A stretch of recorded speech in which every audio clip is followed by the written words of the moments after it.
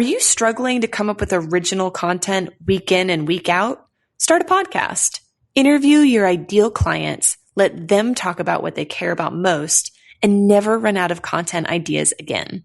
Learn more at sweetfishmedia.com. You're listening to the B2B Growth Show, a podcast dedicated to helping B2B executives achieve explosive growth. Whether you're looking for techniques and strategies or tools and resources, you've come to the right place. I'm James Carberry. And I'm Jonathan Green. Let's get into the show. Welcome back to the B2B Growth Show. We are here today with Michelle Huff. She is the CMO at Act-On Software. Michelle, how are you doing today? Very good. Thanks for having me. I am excited to chat with you, Michelle. Today we're going to be talking about a few different things, particularly around this idea of brand, demand, and expand. And we're going to dive deeper into that so you can fully flesh out and explain what all of that means. But before we do, Michelle, could you tell our listeners just a little bit about Act-On Software and what you and your team are up to over there? Yeah. So Act-On Software, basically we're giving marketers kind of in a sense a command center so that we can help really manage your customers' engagement and across that entire customer life cycle and really doing it across different channels, whether it be email, online, social channels, or in-person events. And I've joined Act-On back in September and pretty excited to really help build out this business and really see what our customers are doing with our technology because it's been pretty innovative. Nice. So Michelle, I want to first touch on this brand, demand, and expand kind of methodology that you've brought with you to Act-On because you structured the marketing organization around this methodology, if you will. Could you start by kind of explaining, what is brand, demand, expand, and then we can dive a little bit deeper into how you kind of structured your org around it? Yeah. So, it's interesting. It's even, we were talking about it a little bit at Act-On, and I think if you talk to a lot of heads of marketing, we really start thinking about, this broader set of responsibilities that we have as a marketing organization, right? Before it used to be, we'd come in and we'd help create leads. And then at the very end, the sale happens and we're done, right? And I really feel like that's changed a lot. And in some part, it's how do we build the awareness, right? The brand awareness. And then the second is how do we start attracting those customers and really building out the demand for our products and solutions. But really not stopping there and thinking, well, how do we create those and really help those customers realize the value of your offering, help them become advocates and really expand that customer relationship. So, it's really, we need to be thinking about the entire customer life cycle with brand, demand, and expand. That makes perfect sense. So Michelle, you mentioned you came on board in September. So with this idea of brand, demand, expand, you restructured the organization a bit, the marketing organization. Can you talk to us about what did that restructure look like in light of this brand, demand, expand idea? Yeah. So, I came in September and, where we're at as a company is, I like to think of companies in 4 different stages, right? At the very beginning, there's the initial startup, and then you kind of hit that growth machine before you get more to like a scalable business and optimized enterprise. And kind of in that growth machine, it's kind of where Act-On's been. And we've been growing really fast, and you really need to get to that spot of how do you scale. And I think an important part is this is really where a lot of times when you're small, you really don't have job roles and functions, right? It's all hands on deck. You're trying to just make things happen. Yep. But I really needed to kind of take a look and make sure that we were lined up to really grow the way we needed to. And so I created the organization to make sure that I had teams and leaders focused, one that's focused around building the brand, a second round, building demand so that every day they wake up and think about demand. And then the third is really having a whole team at that same level around customer marketing. So I have corporate marketing, demand generation, and customer marketing all at the same level. And then tying it all together, a services and ops team, which has kind of a creative and content team. The second part is our the one that really manages our marketing automation and all of our systems, one that has our marketing technology. And then at the same standpoint, kind of an operations team with our data, and then kind of the foundation of all with product marketing. And that really gives us, right, this good structure, but it also, when I'm thinking about allocating budget, right, and how I align them to goals, they all have a set like swim lane in a sense to be focused on. Got it. Okay. So as opposed to everybody being kind of, this, like you said before, this kind of all hands on deck mentality, you've really given very clean structure to each person knowing, okay, they've got a very specific role that they play that's kind of helping guide the organization as a whole forward, but not having to bear the weight of all of the responsibility of kind of all of the different activities that coincide with brand demand and expand. They are hyper focused on their element of that puzzle. Am I understanding that right? Yeah, exactly, right? Like, so corporate marketing, right, they're supposed to build the brand experience, amplify the voice of the CEO, right? And demand, it's like, how do we help sales teams grow faster and really build that demand and engagement through the whole buyer's journey? And then customer marketing is like, how do we think of the adoption and the renewals journey and really get engagement through there? So there's slight different takes, but it really allows them to free up their time to really focus their energy on that particular high-level goal. So they all have different focuses, like how they're going to be engaging with people. Their primary message is slightly different for that one as well. Okay. So Michelle, so you came in September. There was some restructuring happening around, brand demand and expand. So you've now got the infrastructure in place. But this, as we were talking offline, you said, all of the infrastructure changed and the team is really like now set up to move down a path where it's really where you see marketing going.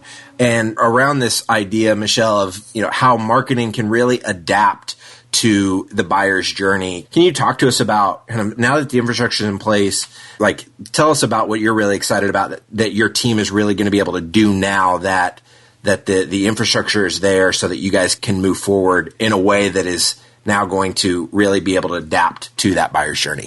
Yeah, so I guess there's two parts. One part I kind of mentioned, I have this services and ops organization. So they're the ones who are really managing a lot of our technology. And I think what's kind of interesting for me is coming in as CMO. I've had a lot of different jobs in the past selling different solutions to buyers. And this is really one of the few times that my target audience are my people, right? It's all marketers. Yeah. And so, what I find fascinating and what we're trying to do is really make sure that we can really think about where the future is going with marketing, have my own organization adapt to it. But what's really fascinating is just also how we're working with the product teams and kind of where they're seeing just marketing automation. Because it's such this foundational piece of many marketing organizations and specialists are starting to scale and grow. And I guess one of the things that we've been talking about is that there's, in many ways, how the buyers, right, have been changing a ton, right? Mm-hmm. Technology has transformed how they've been buying. And there's been a lot of people talking about those changes.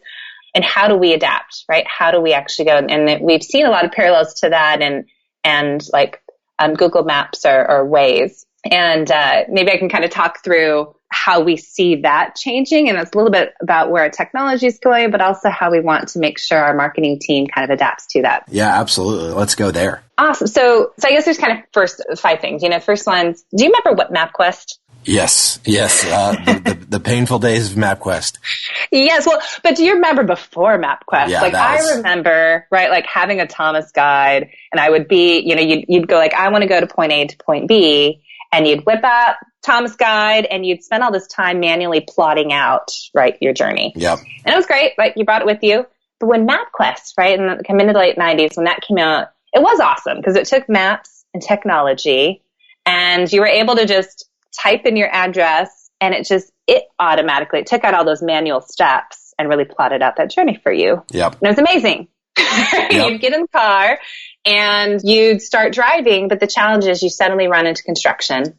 You'd suddenly be like, I want to stop at McDonald's, get myself something to drink. And then you're off your track and you still really needed that Thomas guide in the back. And, I think when we were looking at marketing automation, I think that we find a lot of parallels to MapQuest today. It's awesome because it's taking a lot of those manual steps out of marketing, but it really can't adapt to those changing needs. And so where we see a lot of this going and where it's really because marketing is being forced to really adapt to this is number one, right? It's the scenario of, hey, I'm mid-route. I want to stop at McDonald's. I need to change my route. Can you actually adapt? The next one is, okay, do we actually know where the customers are in their journey? Kind of like the GPS. And then, the next after that is, okay, can we start bringing in other data sets, right? So just like if you think about the maps that we take for granted today, whether it be Waze or Google Maps, like it knows where you're at. It starts pulling in information if there's traffic collisions, right? And it starts modifying those different behaviors. And it even gives you different channels. Do you want to walk? Do you want to drive? Do you want to take the bus? And so we really think that marketing is going to be headed in this direction where we'll know where the customers are in their journey, right? That we'll be able to, based on a lot of different data sets, what we know about the customers, we're able to offer different things that how we engage, the behaviors that we're exhibiting can actually adapt and change with that. And then really make sure that we're working with the preferred channels of those different users. And so, right, a big part of it is we have to start tracking, scoring, measuring, connecting marketing activities, right, and personalizing it along the way. And that's a hard task and a hard feat. But I think that, the evolutions in our technology will really help us. And so with that being said, Michelle, can you walk us through, like, what's that look like for you guys now in your context with the organization being restructured? How is your team now able to adapt to this buyer's journey as a result of either the tools that you're using in your own kind of MarTech stack coupled with kind of the personnel and the team that you've built to really enable this? Yeah. So kind of with, using the technology, the first part is, how do you actually start tracking and scoring the people? So we've actually brought into our systems, all our different users. So if you think about like brand, demand, expand, usually people would only track like their prospects. Yeah. We actually have them for all of our key influencers, right? So when we're thinking about building the demand, it's how do we actually score the influencers, engage them to build that brand and kind of measure how our activity's been working, similar to our prospects in for building demand, but we also have been doing the similar things for customers. So, there's an example, let's just say like one of our features, if people are actually using multiple score sheets, they have a tendency to renew better. And so what we do is leverage some of that information to say, okay, let's pull those in and make sure that all of our customers that we start marketing to them and letting them know about these feature sets that they have the ability to use, they would actually realize more value if they were using them. And so we've been kind of pulling in all the different data, kind of building out our journeys for all these different influencers, prospects, and customers, and then really making sure we can have targeted interactions across different channels. And what we're excited about is some of the different things that the product's going to be adding in so that if we want to be, like the age-old question has always been, when do you send an email? Yep. Like, I'm going to engage you. Like, is it always Tuesday at 9? And, and that's a hard one. Yeah. And so what we're doing, and so the nice thing is we get to, as this feature set is rolling out, we always get to be the beta and test it out. But we get to use it, and it's going to take a look at each individual user and their past behaviors and really allow us to send the email not at a blanket generic best time for everyone or in the time zone, but for that person, because maybe they always open their email at 3:00 in the afternoon or Sundays, at midnight. And so that we'll be able to kind of really modify for them. Got it. Okay. So as far as just thinking through, like, okay, so from a technology standpoint, that's really your own tool is going to really be allowing marketing teams to do that. Are there other, aside from kind of sending, like the time that you should send the email and sending it at a better time, are there other things that you guys have seen that you've been able to adapt to that buyer's journey in addition to just kind of the time that the messaging gets sent? Yeah, definitely. That's one example.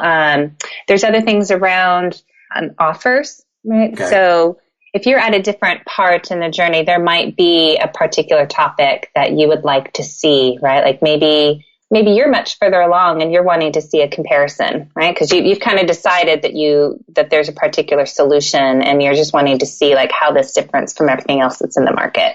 So we'd want to serve up something like that versus if you're earlier on, you're just trying to figure out like, what is this? Right? We can offer up something different there. So it's definitely everything from the behavior, when do I send this information, to making sure that the actual content we deliver is really unique and different for each person. And so I've tried figuring out kind of this lead scoring piece and how much of lead scoring is kind of left to do manual versus, how much of it can be automated? Yes, the age-old question, right? Like when I click on this, like, is it a 10 or is it a 5? I don't know. Yep. So one of the things that, what we do today is we allow, based on who you are, if you're a customer or a prospect or influencer, we allow multiple score sheets, right? So you don't have to score content behaviors the same for everyone. But what we do see it evolving to be, and where our roadmap's taking us, is that we'll be able to, based on all these different types of behaviors and third-party data and internal data, to be able to start recommending scoring. So that, right, if someone's looking at a price page, if they're looking at a particular white paper, we'll start recommending, hey, this should actually be an 8, or this should actually be a negative, 10, and really start recommending that, so that you can really base it off of more than just some of the manual work that we do today. Got it. No, that makes sense. So Michelle, this has been fantastic. I really appreciate you walking us through what this has looked like for you guys, and just the restructure of the organization and how you guys have built it around this brand demand and expand methodology. If there's somebody, Michelle, that wants to connect with you, or they want to learn more about Act On, what's the best way for them to go about doing both of those things? Yeah, feel free to check us out at www.act-on.com. People can always find me on Michelle_Huff at Twitter. We can point you in the right direction. Love it. Awesome, Michelle. Well, thank you so much for your time today. I really appreciate it. Yeah, thank you. If you're a B2B marketer, we want to feature you on sites like the Huffington Post, Social Media Examiner, and Chief Marketer. Every week, we send out a question related to B2B marketing. We use the responses to those questions to fuel the content we write for really popular websites. So head over to sweetfishmedia.com/questions and sign up today. Thank you so much for listening. Until next time.